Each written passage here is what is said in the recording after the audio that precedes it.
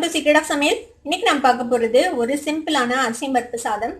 நம்மளோட சேனலில் முன்னாடியே நம்ம அரிசி பருப்பு சாதம் பார்த்துருக்கோம். ஆனால் அது வந்து மசாலா அரைச்சி விட்டு செய்கிற அரிசி பருப்பு. இது வந்து அதை விட சிம்பிளாக உங்கள்கிட்ட டைம் வந்து ரொம்ப கம்மியாக இருக்குது. அந்த டைமில் நீங்கள் எந்த மாதிரி செய்யலாம் அப்படின்னு யோசிச்சுட்டு இருக்கும்போது இந்த மாதிரி அரிசி பருப்பு நீங்கள் செய்யலாம். அது ரொம்ப ரொம்ப சுலபம், சீக்கிரமே செஞ்சிடலாம். இது ஜஸ்ட் ஒரு ½ hour இந்த ரைஸ் ரெடி ஆகிடும். சரி வாங்க, இந்த சிம்பிளான அரிசி பருப்பு சாதம் எப்படி செய்யலாம் அப்படின்னு பார்க்கலாம். இந்த ஈஸியான அரிசி பருப்பு சாதத்துக்கு வந்துட்டு 1 கப் ரைஸ்னா 1/2 கப்பு துவரம்பருப்பு எடுத்துக்கணும். நான் வந்து ரெண்டையும் ஒன்றா சேர்த்து போட்டு ஊற வச்சுருக்கிறேன் தண்ணியில். ஒரு அரை மணி நேரம் பக்கமாக இது வந்து ஊறணும்.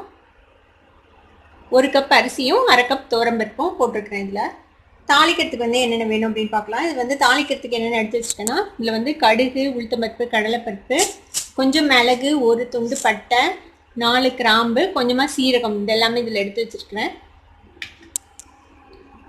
இதுக்கு வந்து பூண்டு, இஞ்சி ரெண்டும் கொஞ்சம் நிறையா போட்டிங்கன்னா நல்லாயிருக்கும். பூண்டு வந்துட்டு இந்த மாதிரி உளிச்சு வச்ச பூண்டு ஒரு 10-12 பல் பூண்டு, சின்ன சின்ன பூண்டாக இருக்கிறதுனால நிறைய எடுத்துருக்கிறேன் நான். அதே மாதிரி 1 இன்ச் அளவுக்கு இஞ்சியும் ஒரு 7-8 பல் பூண்டையும் இந்த மாதிரி தட்டி வச்சுருக்கிறேன், க்ரஷ் பண்ணி வச்சுருக்கிறேன். வரமிளகாய் ஒரு 3 வரமிளகாய் கிள்ளி வச்சுருக்கேன். ஒரு பெரிய வெங்காயம் இந்த மாதிரி ஸ்லைஸ் பண்ணி வச்சுருக்கேன். கொஞ்சம் கருவேப்பிலை. இது வந்து 2 மீடியம் சைஸ் தக்காளி இந்த மாதிரி ஸ்லைஸ் பண்ணி வச்சுருக்கேன். குக்கரில் வந்துட்டு இப்போ ஒரு டேபிள் ஸ்பூன் அளவுக்கு எண்ணெய் விட்டுருக்கேன். இது கூட ஒரு 1.5 டீஸ்பூன் அளவுக்கு நெய் விட்டுக்கலாம். இப்போ எண்ணெயும் நெய்யும் நல்லா சூடாயிடுச்சு. இப்போ நம்ம தாளிக்கிறதுக்கு எடுத்து வச்சுருக்கிறேன் இந்த எல்லாத்தையும் போட்டுடலாம். பாருங்க, கடுகு, சீரகம் எல்லாம் நல்லா பொரிஞ்சிச்சு. இப்போ நம்ம வெட்டி வச்சுருக்கிற இந்த வெங்காயம், தக்காளி இதெல்லாம் சேர்த்துக்கலாம். வெங்காயம், கருவேப்பிலை, வரமிளகாய், இந்த நசுக்கி வச்சுருக்கிற இஞ்சி பூண்டு அதையும் சேர்த்துக்கோங்க. முழுசா வச்சிருக்கிற பூண்டையும் சேர்த்துக்கலாம். இந்த தக்காளியும் ஆட் பண்ணிடுவோம்.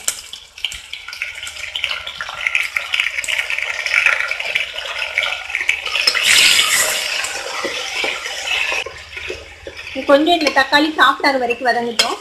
ரொம்ப நேரம் வதக்கணும்னு அவசியம் இல்லை, கொஞ்சம் நேரம் வதக்கினீங்கன்னா போதும். இதில் ஒரு 1/2 டீஸ்பூன் அளவுக்கு மஞ்சள் பொடி சேர்த்துக்கலாம். கூடவே 1 டீஸ்பூன் அளவுக்கு சாம்பார் பொடி சேர்த்துக்கோங்க.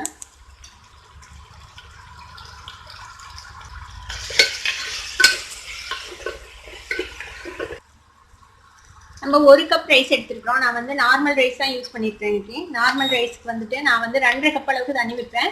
1 கப் அரிசி 1/2 கப் பருப்பு எடுத்துருக்கோம். அதனால நான் 1/2 கப் சேர்த்து 3 கப் அளவுக்கு இதில் தண்ணி வைக்க போகிறேன். அரிசிக்காக 2.5 கப்பும் பருப்புக்காக ஒரு 1/2 கப் எக்ஸ்ட்ராவும் இதில் விட்டுருக்கேன். நீங்கள் நார்மலாக உங்கள் ரைஸ்க்கு எவ்வளோ தண்ணி வைப்பீங்களோ அந்த அளவுக்கு தண்ணி வச்சுக்கோங்க. அது கூட பருப்புக்காக கொஞ்சம் தண்ணி சேர்த்து வச்சுக்கோங்க. ஒரு 1/2 கப் அளவுக்கு தண்ணி சேர்த்து வச்சுக்கோங்க. இப்போ இதுக்கு தேவையான அளவுக்கு உப்பு சேர்த்திக்கலாம். இந்த தண்ணி நல்லா ஒரு கொதி வரட்டும்.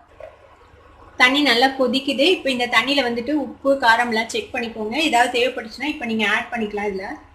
இப்போ நம்ம தண்ணி ட்ரெயின் பண்ணி வச்சுருக்கேன் இந்த அரிசி பருப்பு ரெண்டையும் இதை வந்துட்டு இதில் போட்டுடலாம்.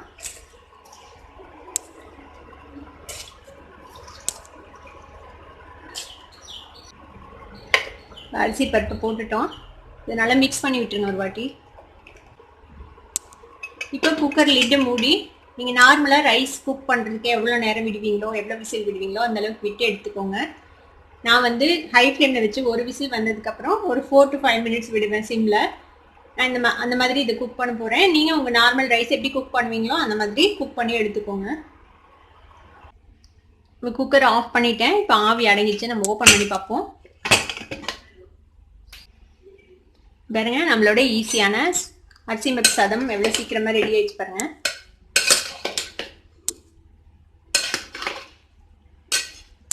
செய்யறதுக்கு ஒரு அரை மணி நேரம் கூட ஆகாது, ரொம்ப சீக்கிரமே செஞ்சிடலாம். இது பாருங்க, நம்மளோட அரிசி பருப்பு சாதம் ரெடி ஆயிடுச்சு. இந்த அரிசி பருப்பு சாதம் எவ்வளோ ஈஸியாக நம்ம செஞ்சோம் நீங்களும் பார்த்துருப்பீங்க. இது வந்து இந்த மாதிரி கூட வந்து கத்திரிக்காய் பொரியல், கத்திரிக்காய் உருளைக்கிழங்கு பொரியல், ஊறுகாய் வச்சு நீங்கள் வந்து பரிமாறலாம். மேலே வந்து கொஞ்சமாக நெய் இல்லைன்னா நல்லெண்ணெய் விட்டு பரிமாறலாம். ரொம்ப சூப்பரான டேஸ்டியாக இருக்கும் இந்த அரிசி பருப்பு சாதம். இந்த அரிசி பருப்பு சாதத்தை உங்கள் வீட்லையும் ட்ரை பண்ணி பார்த்துட்டு எப்படி இருந்தது அப்படின்னு எனக்கு கமெண்ட்ஸில் ஃபீட்பேக் கொடுங்க. இந்த வீடியோ உங்களுக்கு பிடிச்சிருந்தா சப்ஸ்கிரைப் பண்ணுங்கள், பக்கத்தில் இருக்கிற பெல் ஐக்கானை கிளிக் பண்ணுங்கள். அப்போ தான் என்னோட நோட்டிஃபிகேஷன்ஸ் உடனே உங்களுக்கு வந்து சேரும். லைக் பண்ணுங்கள், ஷேர் பண்ணுங்கள். தேங்க்யூ ஃபார் வாட்சிங் this video viewers. Bye bye.